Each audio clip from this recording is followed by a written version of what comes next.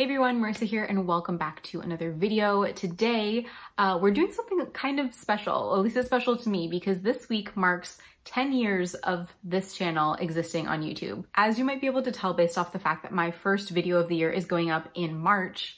How are we already in March?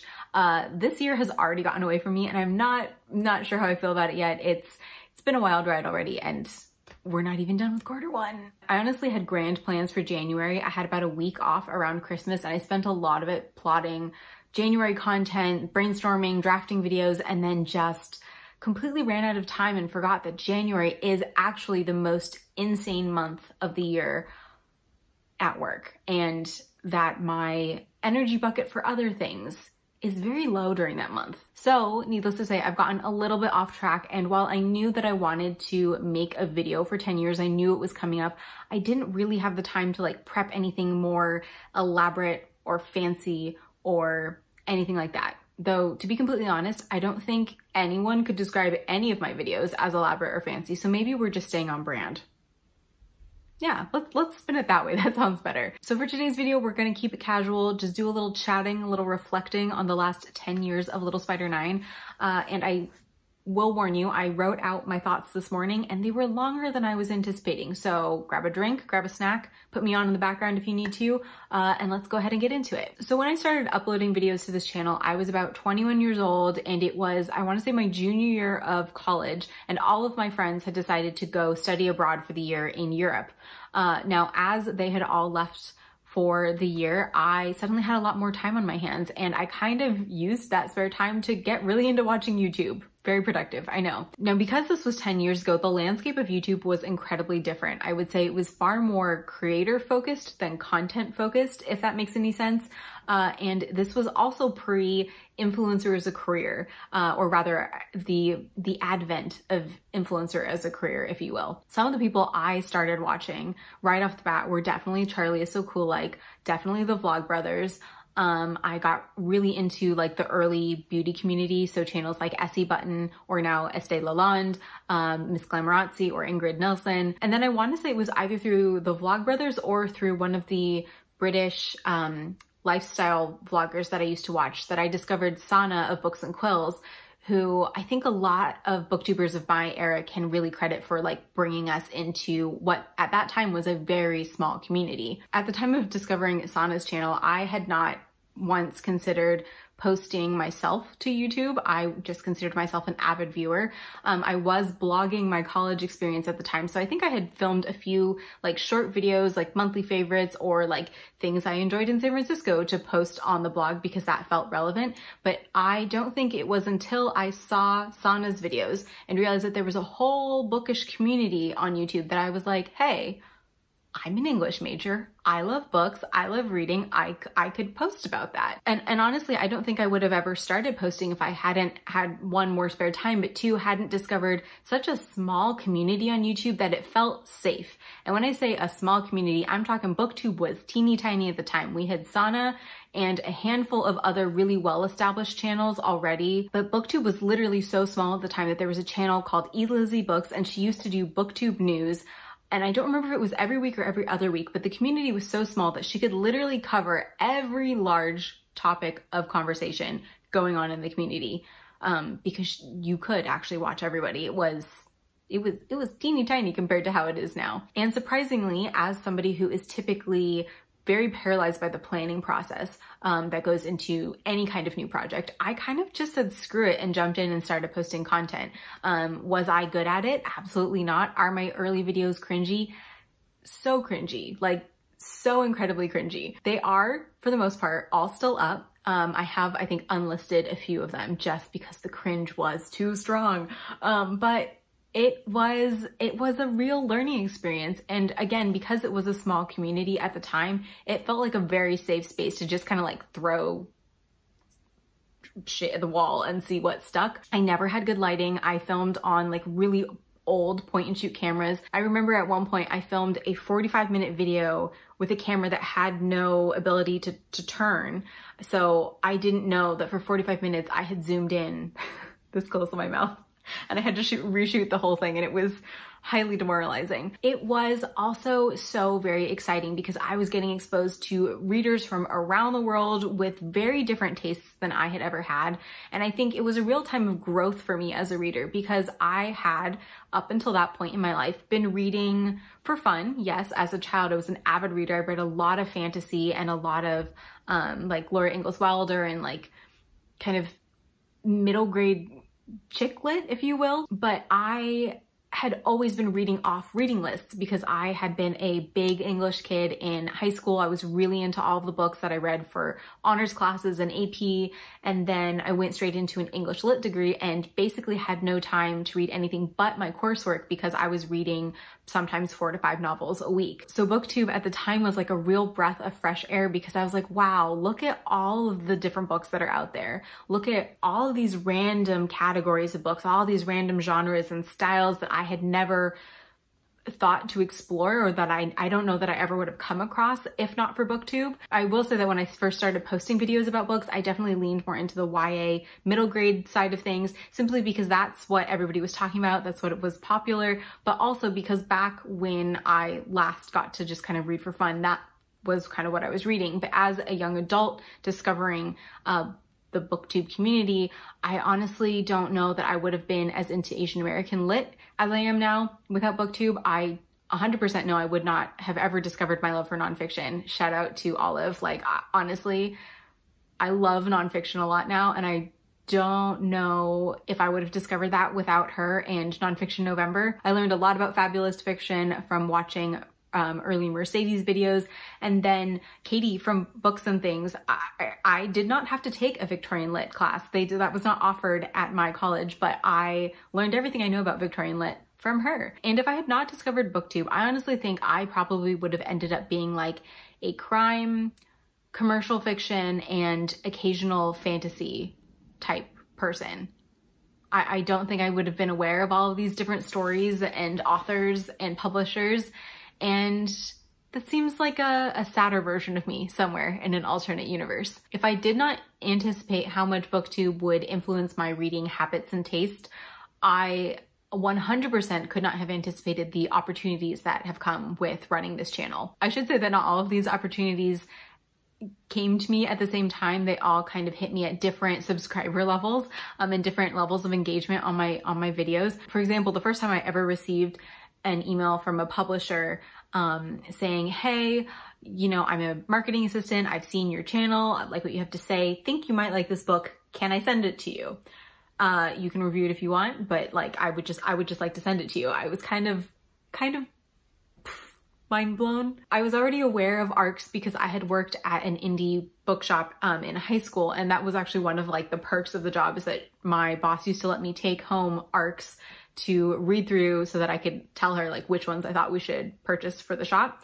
So I was already aware of them. I was already aware it was really hard to get your hands on them. And the fact that like people started emailing me to be like, hey, I want to send you this for free. I was flabbergasted, to say the least. And I actually think it's one of the things that kind of makes me sad about the fact that like we're all influencers now. I feel like people who come into content communities, including Booktube, kind of expect that at a certain level, they're just automatically going to start getting free stuff from publishers, companies. I kind of wish we could go back to a more innocent time where there was that excitement, because it felt like such a novelty. Obviously, I'm all for people getting, you know, making their money through this, you know, get that bag, pay your rent, all that. But I do sometimes wish that we could go back to, wow, look how magic this is, that I would get something like this, that I would have this opportunity. I also had a brief stint as the resident book reviewer for an indie Korean publication because of the channel. I basically had started a book blog to do on the side, in addition to the channel, where I could do full form written reviews, because I didn't really like ever posting them on Goodreads. And they found me through a review that I did of The Vegetarian by Hong Kong, and ended up being being their book reviewer for, I want to say like 2 years, and help them kind of get the publication off the ground. I did editing for them as well. And then possibly most obviously, just the opportunity to meet people from all around the world. It still blows my mind that by sitting here in my living room and making a silly little video and then posting it online, I have been able to connect with people from Germany, Italy, Taiwan, the UK. Like the fact that we, across the United States, the fact that I can make kind of internet friendships with people that I don't know that I will ever meet in person, because I am very bad at traveling and I'm not very adventurous. It's kind of cool. And again, I feel like that's kind of par for the course these days. Like, of course, everybody's connected to everybody. But again, when it first started happening to me as a new booktuber, it was quite the revelation. I can also actually pinpoint at least 2 personal development areas, if you will, where having this channel has just immensely benefited me. The first of which would be right after I dropped out of law school. So for those of you who don't know, right after undergrad, I jumped right into law school and absolutely hated it. Like I was so unhappy that although I passed my first year, I decided not to go back and finish the degree. It was not worth what it was doing to me mentally and emotionally. After dropping out of law school, I don't think I'd ever quit anything that big before. I was kind of a hot mess. I was not in a good place mentally, and I wasn't working right away because I just was physically, mentally drained. And when I started applying to things, I had no idea what I was going to do, because I was either overqualified for a position or I would just never hear back. So having this YouTube channel was something that kept me getting up. It kept me going. It was like an ongoing project that I had to show up for. And honestly, I am so thankful that I kept going through that rough patch, because it really was something that kept me excited. It kept me going. It kept me working on things like public speaking and formulating my ideas and writing, and I will forever be grateful for that. The other area in my life in which YouTube 100% helped me out was in giving me the self-confidence to actually voice my opinions. Giving myself the time to process verbally and then put it out there has been so incredibly helpful for my self-confidence and my level of assuredness in myself. I know this isn't the same as public speaking or socializing, because obviously it's me by myself in a room, but there is something to be said about getting this practice space, if you will, because I can guarantee you that right out of law school, I would not be able to be as assertive as I am now. Say in my job, I would not maybe feel as comfortable approaching figures of authority and voicing my opinions or my thoughts or my take on a situation as I am now. And yeah, I honestly contribute a lot of that to just doing this for 10 years, even if I wasn't consistent. And all of that brings us to who I am and where we are with the channel today. I am 31, not 21. I am a working adult who pays her own bills and has, like I said, the confidence now to stand up for myself and to say what I think and to be firm in my opinions and my convictions. And I do feel like I did a lot of that growing up on this channel. So thank you for being around here on the ride with me. I definitely have stepped away from posting a bit over the last, say, like 3 years.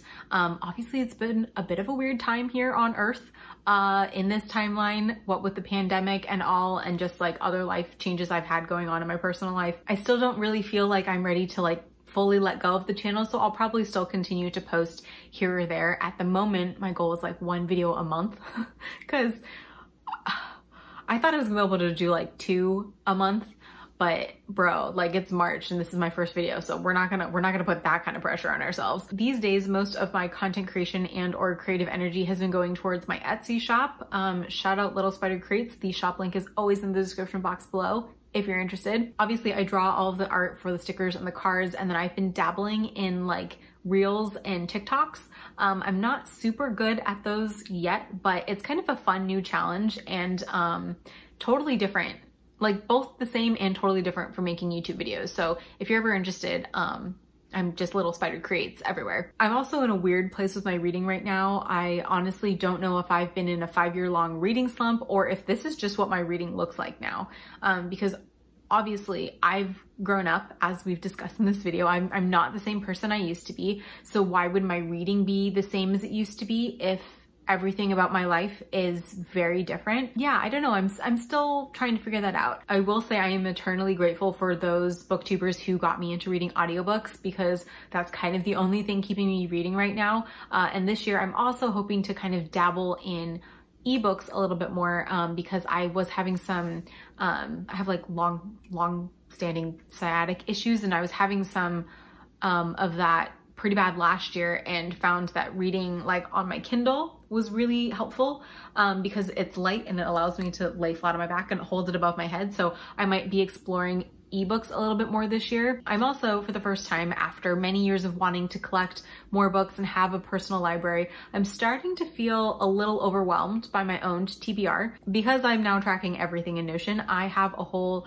owned library setup dashboard thingy, and per my tags, I have like 260 something unread books that I own. Now, not all of those are physical books. Obviously, I do have some unread ebooks, and I have a lot of unread ebooks and audiobooks, but for the most part, they're physical books. And I just think that because I had to move into a third floor walk-up, I now physically know the toll of owning this many books. So this year, one of my goals for the year, I didn't have many reading goals, but one of my reading goals for the year was to be a little bit more brutal when it comes to DNFing and unhauling books. I want to make sure that the books I am lugging around with me are books that I'm interested in rereading, or that I have a specific memory associated with, rather than just carrying the books around to have books, if that makes sense. I'm also realizing that I think my problem with DNFing, because I am so bad at DNFing, I'm realizing that my problem with DNFing is probably because, as an English major, I could not just put down a book if I wasn't liking it. And that was about 50% of the time. I honestly, for 4 years, trained myself, and actually in high school too a bit, I trained myself to ignore all of my boredom cues, ignore the fact that I was not liking the book, and just push through, because I knew I had to read it for class. And I was not the kind of student who could do a good job pulling off, oh yeah, I definitely read it, when I did not. That I'm not an actress. That was not in my wheelhouse. So I guess my thought process is, after so many years of just forcing myself to power through because I had to, I am now no longer capable of putting down a book even if I really don't like it. Any other English majors out there feel me? Does this sound crazy? And that's where my notes end, so I guess that's where we end the video. Thank you so very much if you have stuck through this incredibly rambly video. Thank you even more so if you have stuck with me for any portion of those 10 years. I honestly don't know if there's anybody who's been here all 10 years. At this moment in time, I honestly have no idea how this video is going to turn out. I have just about an hour's worth of footage, so let me go work some editing magic. But thank you again for sticking with me for this video. Thank you for 10 years here on the channel. Oh yeah, I didn't even touch on the fact that I lost my partnership. So feel free to click skip on any ads that you see before this video, because I'm not making a dime anyways. All right, I guess what a way to end it. Okay, thank you all. I hope you have a fantastic rest of your day and a great rest of 2023. Bye.